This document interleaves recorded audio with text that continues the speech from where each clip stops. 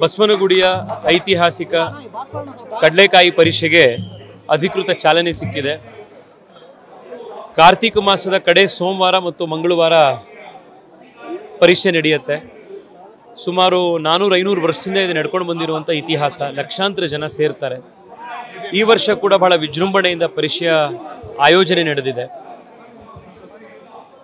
ವಿಶೇಷವಾಗಿ ನಾನು ಬೆಂಗಳೂರಿನಲ್ಲಿರುವಂಥ ಎಲ್ಲ ತಂದೆ ತಾಯಿಗಳಲ್ಲಿ ನಾನು ಮನವಿ ಮಾಡ್ತೀನಿ, ನಿಮ್ಮ ಮಕ್ಕಳನ್ನು ಹೆಚ್ಚಿನ ಸಂಖ್ಯೆಯಲ್ಲಿ ಈ ಪರೀಕ್ಷೆ ನೋಡೋದಕ್ಕೆ ಕರ್ಕೊಂಡು ಬನ್ನಿ.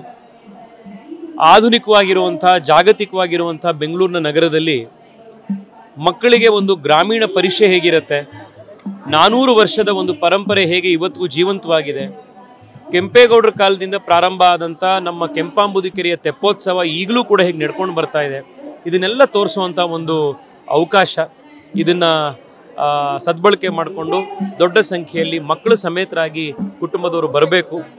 ಈ ಬಾರಿ 5 ದಿನಗಳ ಕಾಲ ಪರೀಕ್ಷೆ ನಡೀತಾ ಇದೆ.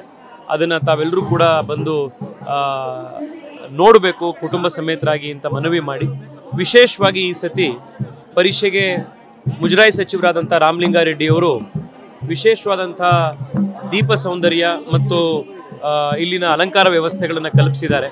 5 ದಿನಗಳನ್ನು ಮಾಡುವಂಥ ನಿರ್ಧಾರ ತಗೊಂಡಿದ್ದಾರೆ. ನಾನು ರಾಮಲಿಂಗಾರೆಡ್ಡಿ ಸಾಹೇಬರಿಗೆ ಈ ಮುತುವರ್ಜಿ ತೆಗೆದುಕೊಂಡು ಕಾಳಜಿ ವಹಿಸಿ ಈ ಪರೀಕ್ಷೆಗೆ ಹೊಸ ಕಳೆ ಕಟ್ಟಿಕೊಟ್ಟಿರೋದಕ್ಕೆ ಈ ಭಾಗದ ಜನರ ಪರವಾಗಿ ಅವರಿಗೆ ನಾನು ಅಭಿನಂದನೆಯನ್ನು ಸಲ್ಲಿಸ್ತೇನೆ.